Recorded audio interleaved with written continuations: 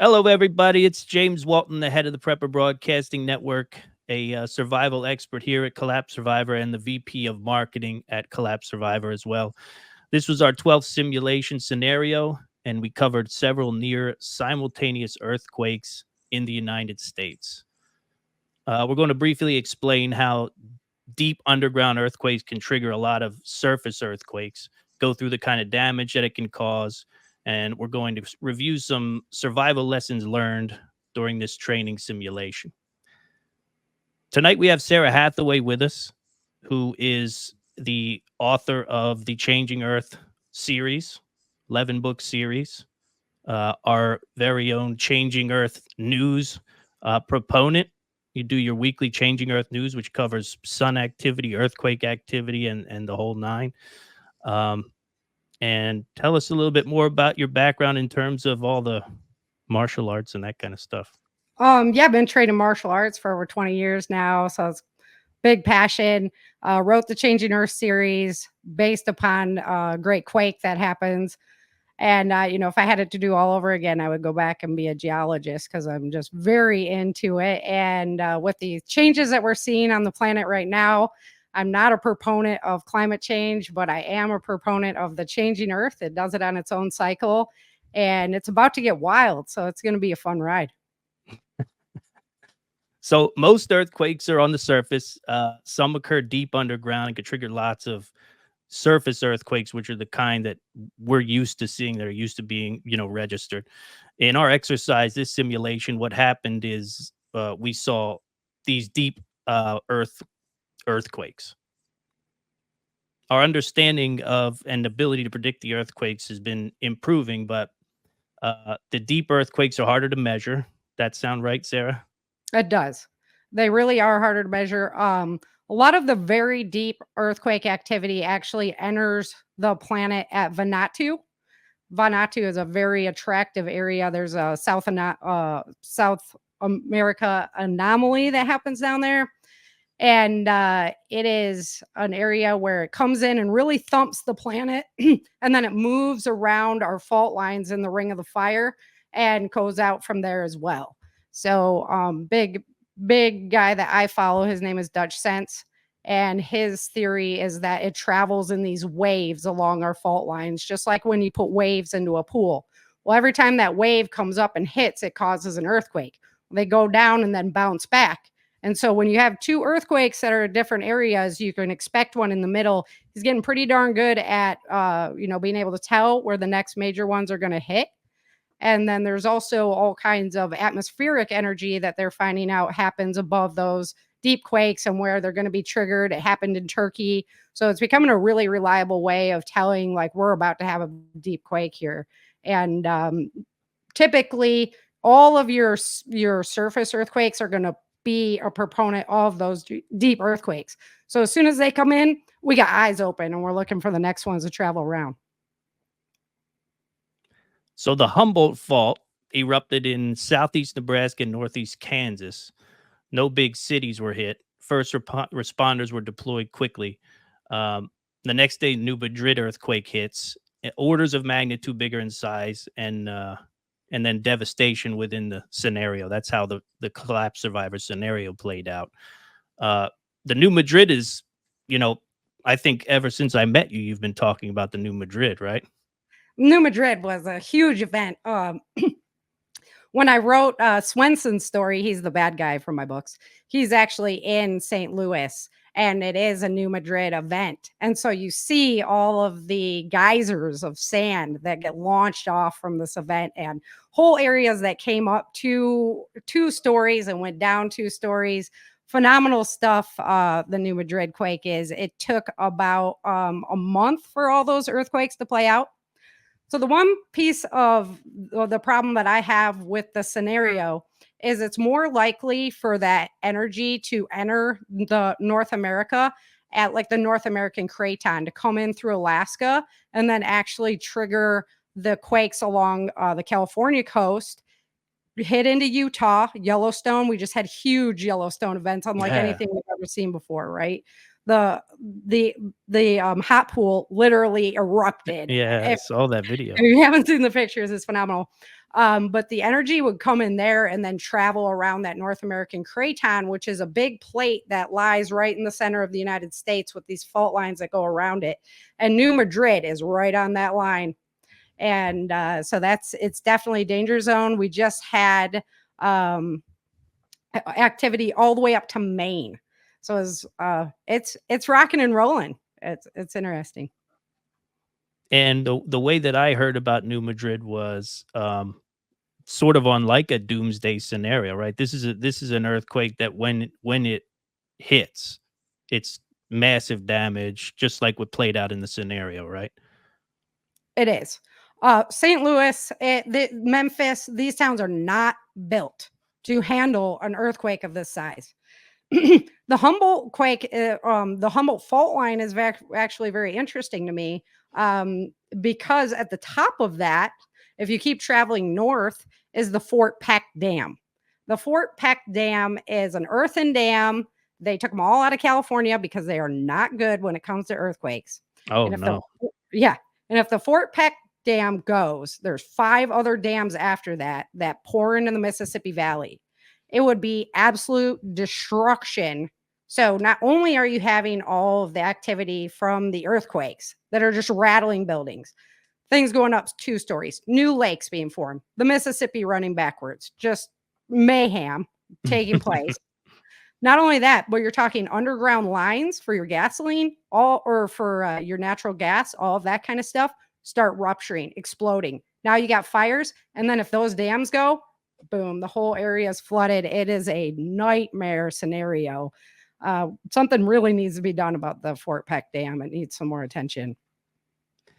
Yeah, one of the best slides in the scenario, well, like, you don't want to call it the best, but one of the most alarming and eyebrow raising, and you mentioned it, was not just the Mississippi running the wrong way, which that happened before, right? Right, it did. The ground came up so substantially in the middle of the Mississippi that it came down and hit it like a bathtub, went backwards, and carved a new path down.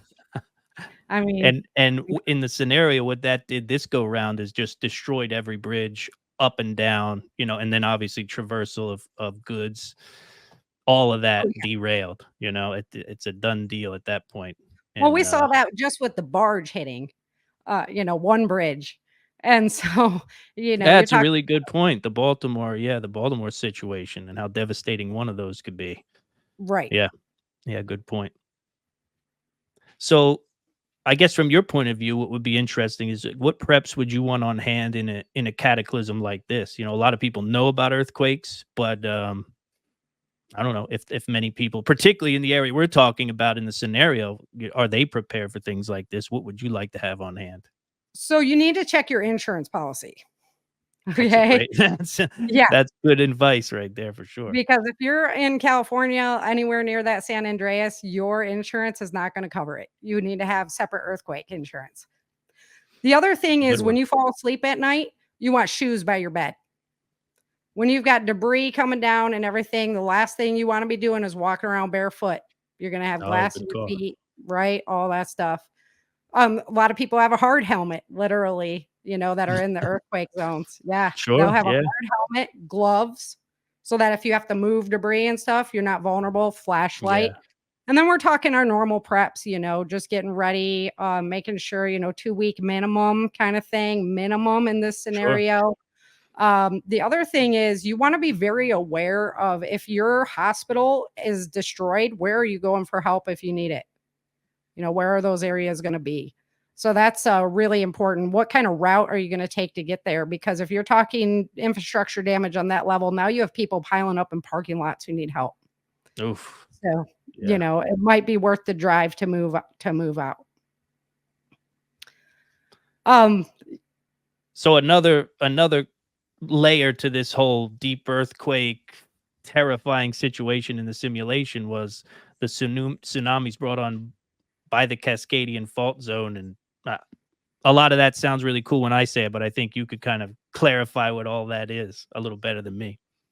Yeah, so this is definitely straight out of my books. A lot of prophecies have talked about this, from the Bible all the way down to Nostradamus, down to Edgar Casey. Um, just phenomenal prophets that talk about, what's going to happen when this eruption happens, and when these quakes really affect the planet. So you've got just a massive amount of water on the move. We've seen that in Japan, when Fukushima went. We've seen how devastating these can be. So, on top of that, with all that water moving inland, now you have volcanic activity starting to happen. It happens usually, a couple weeks behind the earthquakes. That now your volcanoes get a little antsy. The biggest the biggest earthquake recorded on our planet was down in Chile, was a 9.0, and just weeks later, they started having volcanic eruptions. So we've seen it before. We know it's going to happen again. And when you have places like the Aleutian Islands up by Alaska start having earthquakes, those volcanoes start going, that's just pushing tons of ocean water around. Cascadia Fault, right there. Seattle is built to enter the water. So you literally are going to have all that water coming right up into Seattle. We've seen those quakes before. Trains literally just taken off of their rails and turned over, so it'll be the West Coast will be in very big trouble. It is a shutdown of the entire Western coast if the potential of Cascadia and San Andreas are released at the same time. Like I said, that just is going to push your energy right around that North American craton and push it right up to the East Coast. Northern Texas is going to take it. The other thing that you really want to be aware of in your area is liquefaction. So this is when the ground literally loses its resiliency and acts more like water. Like And mudslide things start stuff. sinking. Yeah. I mean, LA is built on silt. So it's literally just going to be eaten into the dirt. And then you could be standing there, you could be halfway buried before it re-solidifies, and now you're buried. I mean, so the liquefaction in areas that are sandier or built on silt, any of that, I would never be in San Francisco. You can you do research to find out? I Your guess you would look soil up quality. geological research, something like Yeah. that, to figure out if you're built on silt or if you're like Florida, where the Yep. ground is eating out from under you already. Yeah. The plain and simple as most places are, unless you're on like shale or granite, Wow. Wow. Mhm. So, with all that action on the Ring of Fire, we also wound up with these massive tsunamis in our simulation. Really what it comes down to is you need to know your routes. You Oh need to yeah. know how to get to high ground. You need to know how to get there where it's going to be the least congested area. And you need to be able to move fast and immediately. Like Sure. when La Palma was about to erupt, and that could have hit the eastern seaboard in like 8 hours if it erupted and put that earth down into the water and cause a tsunami. So when it's times like that, yeah, you got to be on, you got to be watching it. It's just like having a wildfire in your backyard. You've got to be ready to leave in 5 minutes. Evac. So, we Yeah. talk about 100 and 200-foot tsunamis. We had this question on the scenario. Do you know the answer offhand looking at it, Sarah? Can you see the slide there? It was a question about how tall does a tsunami need to be before it's likely greater than 50% chance of killing you. Chance to kill you. You know Yeah. what? In my opinion, it could be any of those because you can't drive through flood water. Oh, A that's a good point. tablespoon of Yeah, that's water a will good kill point. you. Yeah. Debris coming down on you will kill you. Shards in the water will kill you. Water, you've got to give water a lot of respect. That's a good point. That's a Mhm. good point. Yeah. We went with the answer 6 feet, so every other one higher than that Yep. definitely gonna be a problem. Yeah. Um, Either way, I wouldn't be like, "Oh, it's just gonna be a small one. I'm just gonna hang on the coastline by the beach and see how it goes." No. yeah, exactly. No, like, get moving. Better to be safe than sorry. So, you live through an event like this. Let's say you don't go underwater, but the Mhm. damage is tremendous. What do you think about rescue times in a situation like this? I guess, the area that I've thought the a area lot you're about. in is important, but go Yeah. ahead. I've thought a lot about this because this is the basis of what my novels are about. National triage, Right. right? You get Yeah, on a that's it. scene. Who is most likely to survive if you put your time into them? Everybody else, psh, like in my books, California was totally cut off. Right. They It's a couldn't expend their no-brainer. resources. Yeah, to go in and help those people. So it's gonna be it's absolutely gonna be national triage. Where can we put our efforts in and get the most results from? Again, if we prepare communities, we got communities helping communities. That's the best we can hope for because the government's going to be way too busy. They do not care about you. They're going to be looking to save big stuff only, not your life. So you better get prepared and you better get your community prepared. And then if you're Yeah. good, help somebody else. Wow. Yeah, the national triage sounds pretty reliable advice. Yep. Like pretty reliable advice. It's So that's Homeland Security I've talked to. that's That's frightening. legit. That's Mhm. frightening. So in the simulation, we had some people who were obviously injured and experienced compound fractures. Basic first aid training for all preppers is a must. Um, how would you go about dealing with a compound fracture following an earthquake in a situation like this? Well, you pray to goodness gracious it didn't take the femoral out because then they Yeah, only got 'cause 3 well, then you minutes don't anyway. have to treat it, right? Yeah. Mhm. You should carry your tourniquet all the time, especially if you carry a firearm, that better be right there with your firearm. Yep. So you're going above, up into the crotch area to cut that blood off. That's the vein you're gonna hit to be able to or the artery, that blood flow right there up in the crotch to take care of that one. Wrap it up. A lot of us have tables for camping and they have these roll-out tops on them. Those work Yeah. great with splints in a pinch. Oh, yeah, Yeah, that's a good call. right? Yeah. So that'd be something that's really good, unfortunately, like, you're like I said before, you better know where that hospital is and where, like, okay, where's one that might be standing that's closest to us, right? And Sure, it's yeah. gonna be overwhelmed there as well.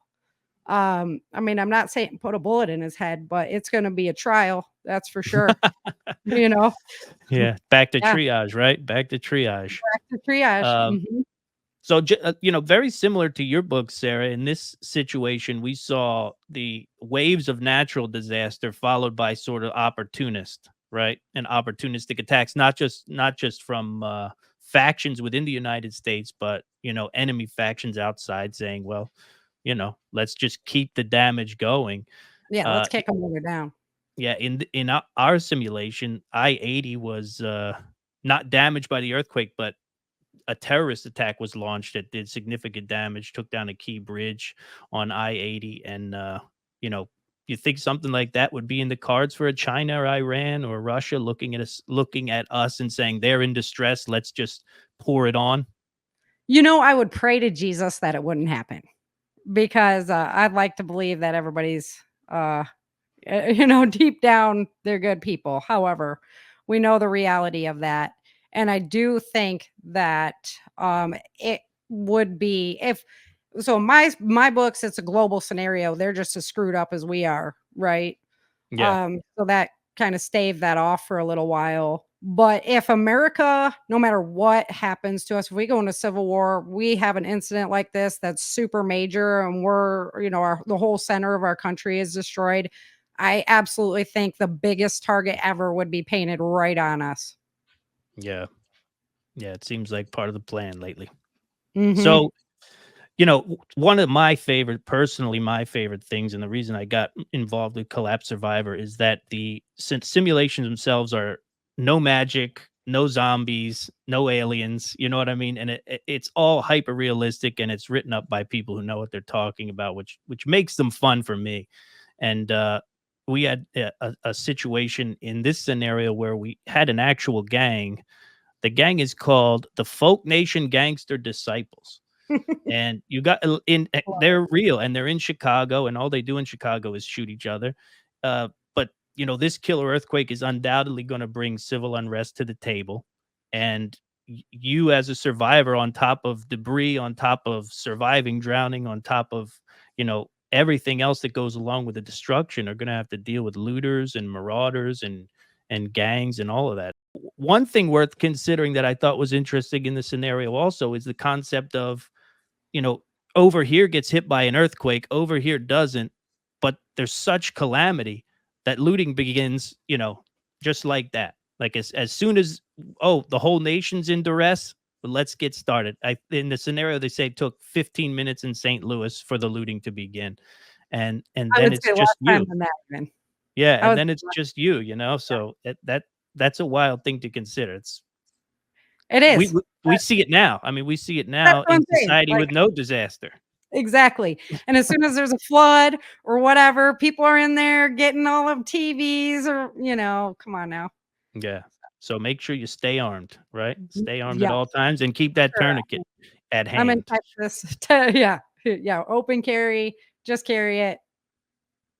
Good All idea. right, folks. So remember, keep your Collapse Survivor app on, even if you're not in the simulations. If you're not doing simulations, if you're not managing your stockpile or taking advantage of the other great features, you want to keep it on for those life-saving threat alerts that can pop up, and then you get that lead time. And that lead time, I can assure you, is going to make a difference. It will make a difference.